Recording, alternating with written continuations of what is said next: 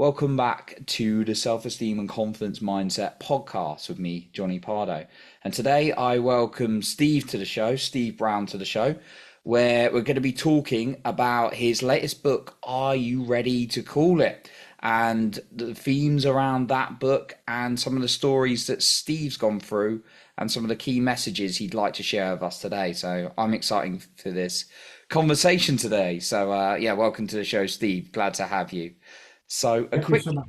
I appreciate you. So a quick introduction to Steve. I'm just going to read out a little bit about Steve. So Steve is a retired corporate security professional and a USAF Vietnam era veteran. Steve suffered a sudden cardiac arrest on June 29th, 2016, and it took him 8 and 1.5 years to fully return his heart to 100%. His book, Are You Ready to Call It?, is a memoir detailing the journey over these years. Steve is considered a 5%er. Only 5 cardiac arrest people out of 100 survive a cardiac arrest. So, welcome to the show today, Steve. I first of all would love for you to share with the listener, if you're open to it, where the book title "Are You Ready to Call It" came from. I know you're just sharing with me, but it'd be great for the listener here. Absolutely. I get asked that question quite frequently because it's sort of a unique name to a book. Are you ready to call it? Um, the night of my cardiac arrest, I did not have a pulse, a recordable pulse, for 42 minutes. As the firefighters and EMTs and the police officers who arrived at my house were performing CPR, firefighters have a procedure in place that they will perform CPR on a cardiac arrest victim for 40 minutes. And at the end of the 40-minute window, the firefighters are trained to ask the lead EMT, who is on the radio communication and phone communication with the cardiologist at the hospital. They will ask, are you ready to call this? Are you ready to call it? My daughter, who happens to be a doctor, she graduated from the University of Kansas Medical School. She was at the house, and they had my wife and my daughter in the front living room while I was in the back family room. It was just a safety precaution for everybody. But my daughter had made her way to a doorway that she could at least listen to the conversations of the firefighters and the EMTs. And at that 40-minute mark, one of the firefighters asked the EMT, are you ready to call it? And the EMT looked up and said, not yet. The EMT had one more trick up her sleeve, so to speak, that she wanted to try before they allowed me to pass on, because not having a pulse for 42 minutes, or excuse me, a recordable pulse for 42 minutes, I flatlined 3 times. They shocked me with the paddles 6 times. But once again, thanks to the EMT, that she had one more thing she wanted to try to save my life. And so that's how the title of the book came to be. Are you ready to call it? Ah, love that. And yeah, I'm glad she tried that one last thing, of course. Uh, Yes. and yeah, that's what you hear. So yeah, like how did that near-death experience change your perception of life, if it did?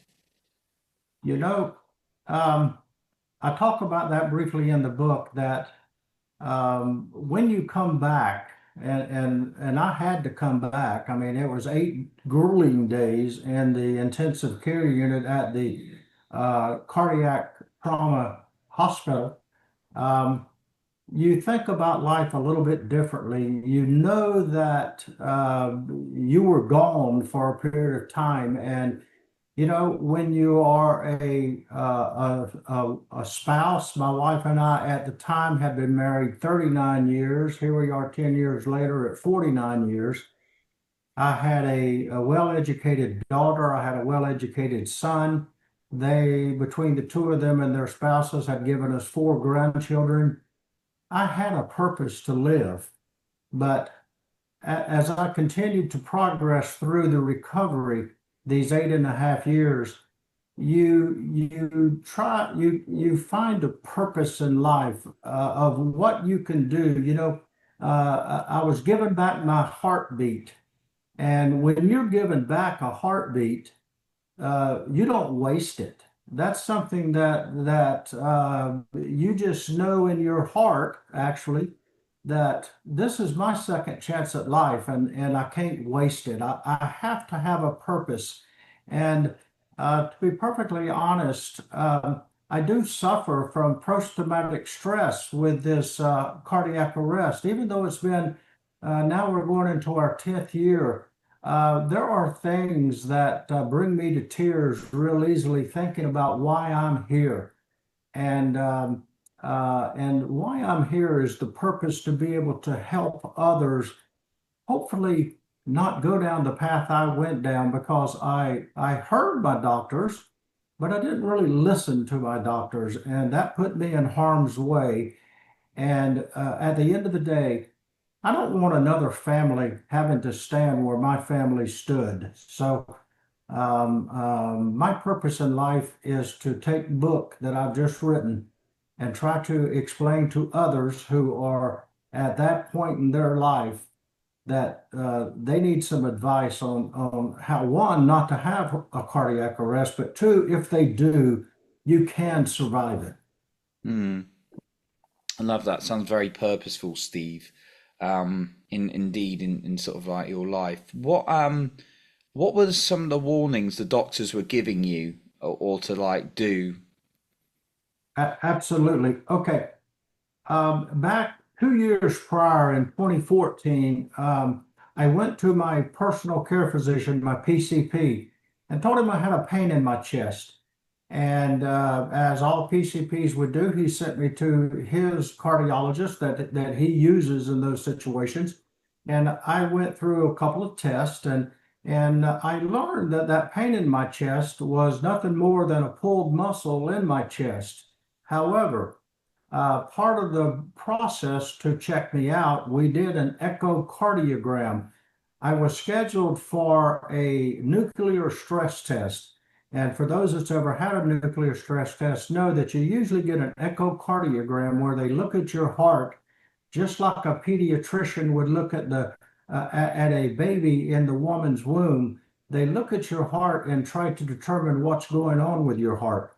And and immediately following that, they will do an injection into your blood vessels and then put you on a treadmill for a nuclear stress test. Well, the technician who did the echocardiogram came back and said, "Mr. Brown, I have good news and bad news."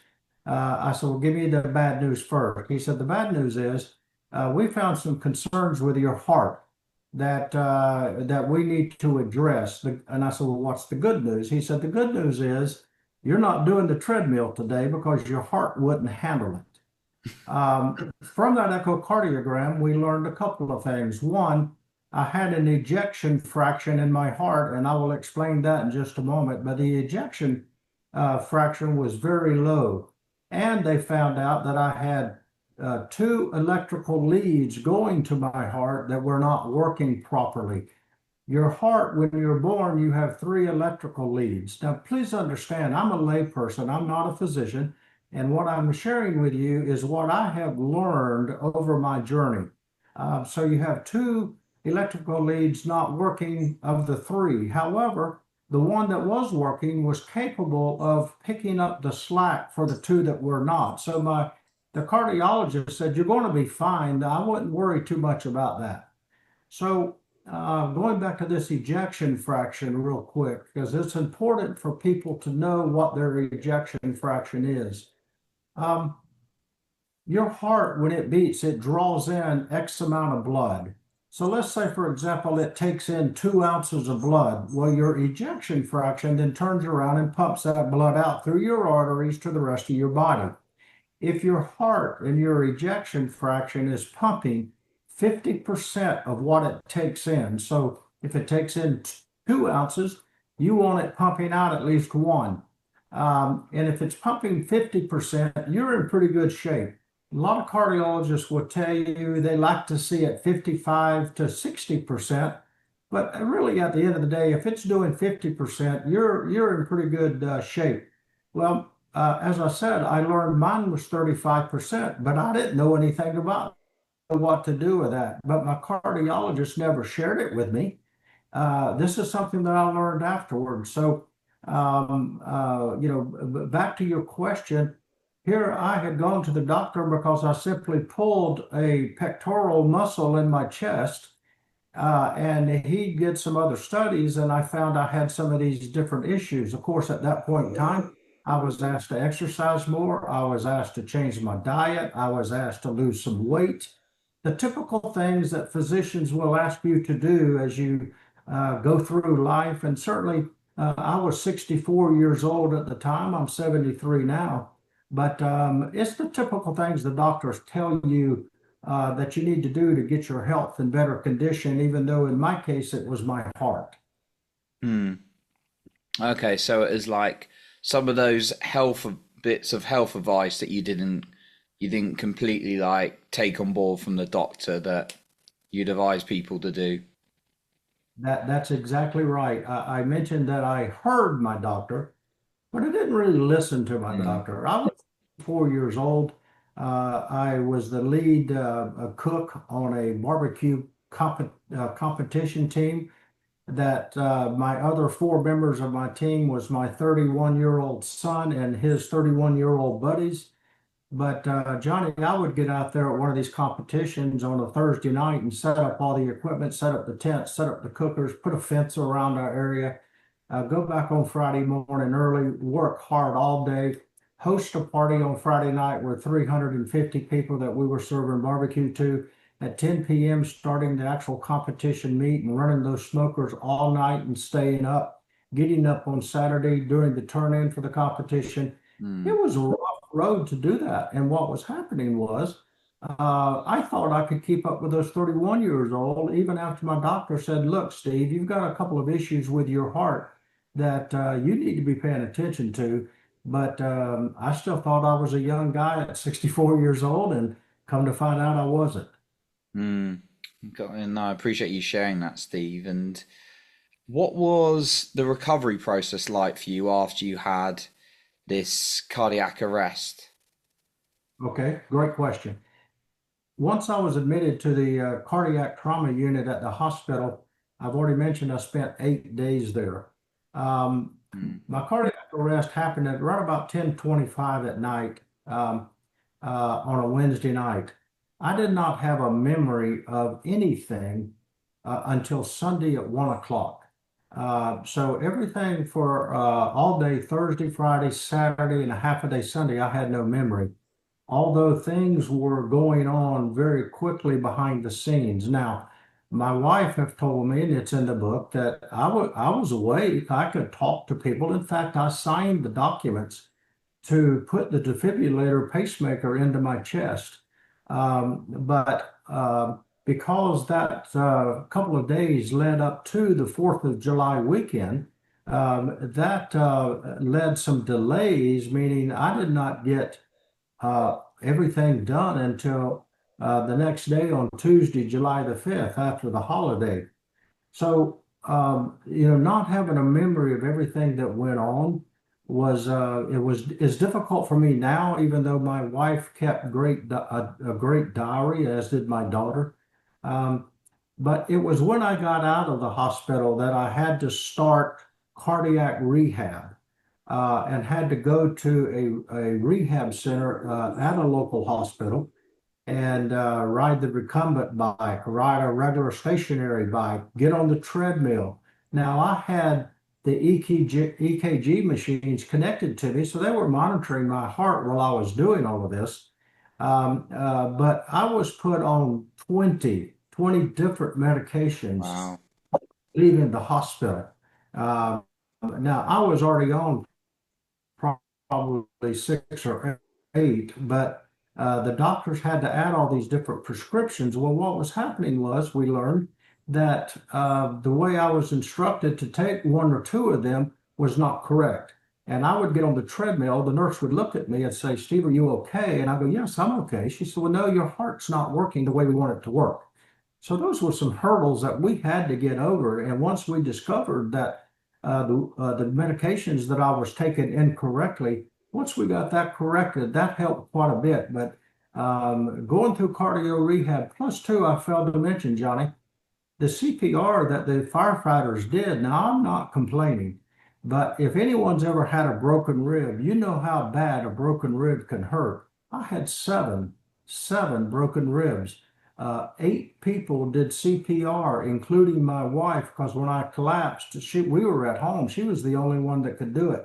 So I give my wife credit for not breaking a rib, and the other seven, I say that they broke a rib each. But Ow. um, I can't begin to explain the pain of seven broken ribs and going through cardio rehab. Wow.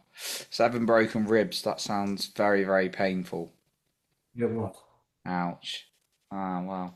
So what kind of as you kind of went through this, what kind of mentality got you through the hard time, like the tough times through the recovery? You know, knowing that I was given that heartbeat back and knowing that there was a purpose in all of this, a lot of people said that basically God wasn't ready for me and that there was other things for me to do in life. But, there was an incident that I'd like to mention that probably about 3 months in, I mentioned to my wife, I said, babe, I said, you need to get over this. I'm trying my best to get over it. I'm going through all this cardio rehab. I'm taking all these pills. I'm walking. I'm doing what I need to do. And she continued to hang on to that night, as did my daughter, my son, my son-in-law, daughter-in-law. And not until then, not until my wife said, Steve, you don't understand.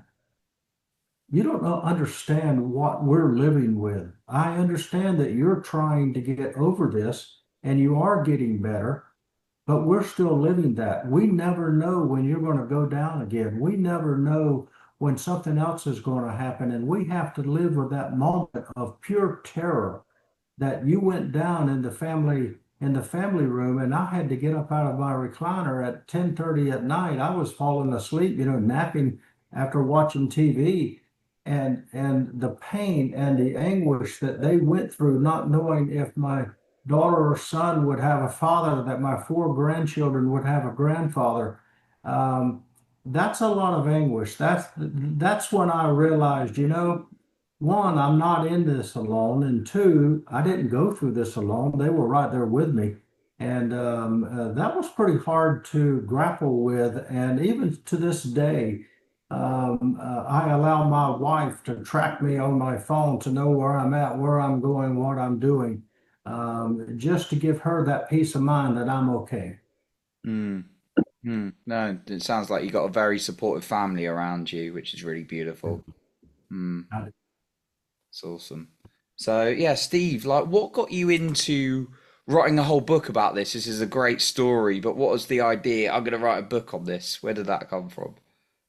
Well, I'm going to go back to when I was at cardio rehab one day. One day I was in cardio rehab, and keep in mind that the nurses that monitor you there, they check in with your physician to let them know how you're doing. And the nurse that was monitoring me at the cardio rehab had called my physician 4 different times, and he kept saying, Mr. Brown is fine, you can send him home. Well, one day the nurse went and got a wheelchair. She walked back into the cardio rehab room and walked straight over to the treadmill I was on. She says, Steve, you need to get in this wheelchair. I said, where are we going? She says, we're going to the emergency room. Your heart's not doing what it's supposed to do. So they take me to the emergency room. My wife calls my daughter. My daughter gets to the emergency room, and the doctor comes in and says, Mr. Brown, you're fine. You can go home. My daughter looked at this doctor and said, with all due respect, my dad's not going home. My daughter had already called. I mentioned that she is in the medical profession. She had called the University of Kansas Hospital. They're known to have one of the great cardiovascular units in the Midwest. And my daughter spoke with her friend, and they secured me a bed, and I was transported by ambulance to the University of Kansas Hospital. that's where I talk about getting second opinions and how important that is. But nevertheless, I was not healing as fast as we all thought we should. Although we were into this, Johnny, we were into this for 4 years at that point. And I moved to the University of Kansas, and the next thing you know, my medications are changed. I'm changing some other cardio rehab processes, and one thing led to another, and my ejection fraction started climbing. I didn't mention that the day after my cardiac arrest, my ejection fraction was 17%. You remember I mentioned you wanted to be at least 50. Well, we had only gotten to 29 with the other team of doctors, so we got a second opinion. And the next thing you know, I'm in the 30s. Next thing you know, I'm in the upper 30s, then the low 40s, then the mid 40s. And last October, 1 year ago, I had an echocardiogram, and my cardiologist walks into the room and he says, Steve, I have to congratulate you. You're at 55% ejection fraction. That's where doctors want everybody's heart is at 55%. So, when you get that kind of news, okay, so, and just this past October, I'm even up one more, I'm at 56%. So during this past year or so, I had a friend of mine who kept telling me, Steve, your story is so incredible, what you did, you need to write a book. And I've said, look, I'm not much of a reader myself. If I'm going to listen or do things, I'm doing it like this with a podcast or looking at it online. I'm not one to sit on the couch and get a blanket and a cup of coffee and read a book. And I pushed it off until I learned that I was at 55% ejection fraction. And I said, that is a story. I think that's a story. So I looked into it and sat down and started researching it, and was pointed to Amazon, who does have a publishing unit, and they said, "We love your story. We think that you have a really good book to write." So this past June, I started writing, and it took me 4 months to get it all on paper, 14 chapters, and here we are. It's heartwarming to have the book out and to have the book done, because I feel like I'm fulfilling that purpose of that extra heartbeat that I was given. So that's why the book, and that's how we came by the book, was I started getting the results that I felt I should get, and I got them. And the joy that comes with that, knowing that your heart is pumping the way it's supposed to pump, that's if that doesn't get you pumped up, using that word again, that's you're cut from a different stone than I am. I love that. No, and now you're sharing it with the world in the form of a book, Yeah. which is awesome. So yeah, Steve, I know you had this other thing with doctors called these like late night why sessions, with the doctors that's mentioned in the book description. What are they? These why sessions? You know, when I changed to a different hospital and different group of doctors, their care, their concern for my health was just phenomenal. They would reach out to me and say, Steve, we want you to change this tomorrow. We're calling a new prescription for you. We want you to change it. Please understand something. I've already mentioned that I left the hospital from the first 8 days with 20 medications. I'm not taking quite that many today, but with the new doctors, we had to go through an 8-month period of my medications. And I'm getting back to the conversations of talking with the doctors late at night in the sessions and talking with my wife and things like that. But we had to go through 8 months of getting what they referred to as the perfect cocktail. In other words, when you're taking that many medications, some of those medications are not going to work together. Some of them are going to fight another medication, but they're important to take, because even though they are not working fully with another medication, they're still giving you some benefit. And it was amazing to me how these doctors would read the reports that would come in. Keep in mind that my defibrillator communicates with my doctor's office via my cell phone. It communicates 100% of the time now. Back 10 years ago, it wasn't like that. I had to have a bedside monitor. But what that allows for the doctors to come in of a morning and see if my defibrillator had transmitted information to them they needed to reach out and talk to me about. So there you go. They would text me, they would email me. I had a couple of times where they actually called me and said, look, Steve, we want to back off of this medication, this many milligrams, and we want you to start on this one, this many milligrams. And that would be done at odd hours. It was amazing how these doctors took such interest in my situation and to get me back to where I'm at today. And you can't help but appreciate that level of care. Mm, love that. Yeah, so much attention from the doctors, and yeah, as you talk about the late night why. So for someone else who's maybe in a situation where they've had like a bit of a health like setback, they're perhaps in a bit of a not so good place, and they're like feeling a bit lost. What guidance would you give them? I have what I consider to be some pretty good advice. Hmm. If you're in your early 60s, mid 60s, late 60s, early 70s, and you're not feeling 100%, of course, as you get older, you don't necessarily feel 100% every day. But however, I've mentioned the ejection fraction.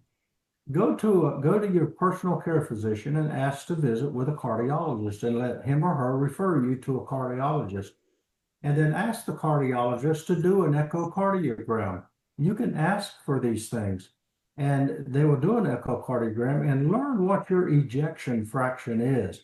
If your ejection fraction is down in the mid 30s, like mine was, no wonder you're not feeling well. Your heart's not pumping enough blood through your system for you to be healthy. Hmm. Okay? The next thing I want to ask you to do is you can get what's called your cardio score. Your cardio score is given to you. You go to it's probably about a 10-minute procedure, but it takes about an hour to get all your information back to you. The University of Kansas will perform this on you with you. And it will cost you, I believe the cost is $64, and you will know your cardio score. What your cardio score tells you is your heart, are your lungs, are your arteries, everything about your chest, are they working in unison? Are they working to keep you in the best possible shape of your life? But what it also might do is say, hey, look, we've discovered a concern here. And I'd like to talk real quick about the difference between a cardiac arrest and a heart attack. Hmm. Most Me too. people know that a heart attack comes when your arteries get full of plaque and the blood cannot flow through your arteries, and therefore most people have a heart attack. They end up in the emergency room. They get a couple of stents put in so that the blood can flow freer, and they're sent home. 95% of people who have heart attacks live. And you've already mentioned that cardiac arrest victims, it's somewhere around 5%, between 10%. But let me ask all these gentlemen this that might see this, and that is it worth it to you not to spend $64 at your local hospital or whatever they might charge, even if it's $100, to know what your cardio score is, rather than taking the risk that nine out of 10 people with cardiac arrest die? They die on the spot. And with me surviving it, once again, I go back to that purpose. But heart attack is a serious problem as well. And I remember I mentioned my original echocardiogram. My dad cardiologist did mention to me. He said, "Steve, at some point in time, it looks like you've had a heart attack." And I said, "What do you mean I've had a heart attack? I don't know anything about a heart attack." He said, "Well, you lived through it. You didn't notice it, but your heart did. There's a scar on your heart from that heart attack. Now, wouldn't you want to know that by getting a cardio score from your local hospital?" And what you do, I laugh with people and tell them it's like being an R2D2. They have this thing that wraps around you. Your arms and your shoulders and your head are well above it. You can sit there and look around for the 10 minutes it takes. And all it does is it does an internal MRI of your chest and everything going on in your chest to let you know how you're doing. And if that cardio score comes back low, you should take that to heart. That's when you start listening to your doctor, not just hearing your doctor, that you listen to what they're asking you to do. Hmm. Wow, some really good guidance there. And Sounds like you were educated a lot about all these parts in the heart and your body along the way as well. And yeah, some really good guidance there. Most of these things I was like, I had no clue about. So, Well, you sound like me. I mean, I came up through life. I played a lot of golf. I was playing probably, sometimes 3 to 4 rounds of golf a week. But when I got to where I couldn't hit the golf ball as far, or I didn't have the stamina that I once had, uh, why didn't I understand something's going on inside my mm, chest that I didn't know about? And of course, I had never heard of ejection fraction. I never heard that my heart needs to beat, excuse me, needs to produce 50% of the amount of the blood that it takes in so that my arteries are getting the blood they need. Well, that's going to make you weak if it's not. But that's my story today. That's what I want people to understand is take charge. Here's another thing, Johnny, I'd like to touch on, and that is so many of us, when we go to the doctor and the doctor says, look, Steve, I want to change this prescription here. What I should have done and what I know to do now is to say, why are we changing it? Because I want them to tell me what they see as the need to change it. But more specifically, Dr. Smith, what do we expect the results of this change to be? Now, why would you take a new medication and not know what you're expecting to see? But yet we don't ask those questions, mm, okay? Another one, the doctor says, well, we want to do an MRI, whatever it might be for. Okay, why are we doing it? Well, we're doing it to find this out. And then what are the results of this that we expect to see? The word why needs to be well spoken in front of doctors because they're more than willing to explain it to you. Everyone that I've mentioned it to, they said, Steve, you're spot on, but patients just don't ask that. And they're so busy. If you're ready to leave, a lot of patients go into the exam room and they want one thing, and that's to get out of it. They'll sit there, they'll hear their doctor. Thank you so much. I'll see you in 6 months. They don't ask any questions of why. They don't ask any questions of what do we expect the results to be. All they want is to get out of that doctor's office and get on about their day. And I'm living proof to tell you, society needs to change that process when meeting with doctors. And one last thing, and that is getting a second opinion. Your doctor should want you to get a second opinion, but most of us patients walk in there and we don't want to think that we're demeaning their diploma that's on the wall, that we don't want to make them feel second best. So most of us never ask for a second opinion. The truth be told, even all of my cardiologists today say, Steve, we're more than happy for you to go get a second opinion. Why? Because they all went to different schools. They all went through different internships. They all learned different ways of doing things. And you might be surprised when you go back and say, I did go get a second opinion, and this is what he thought and what he mm, suggested or she suggested. And all of a sudden, your doctors learned something new. So second opinions are very important. I love that little bit of guidance. Yeah, really paying attention to a couple of opinions and also paying attention to what's going on in your body as you were touching on previously in that and not like ignoring it and really asking those why, being curious about what's going on and caring for you yourself more. So love some of those points, Steve. And I know there's a lot more of this in your book. Are you ready to call it? Which is your like purpose. It's you sharing your story in more depth. Where can the listener, as we wrap up, where can the listener find your book to get a copy of it? Well, obviously, since I used one of the companies with Amazon to publish the book, you can get it on Amazon or Kindle. You can get it through several of the other book sources that are online. Retail wise, it will be in Barnes and Noble here very, very soon. Today is our national release day. Being a veteran myself, I chose Veterans Day as the day I wanted to nationally release my book. So there are quite a few places. You can go to my website at stephenabrown.org and order the book, and it will come from Amazon. So the book will be out in bookstores, hopefully within the next couple of coming weeks, as well as online. It's being produced in a hardcover and a soft cover.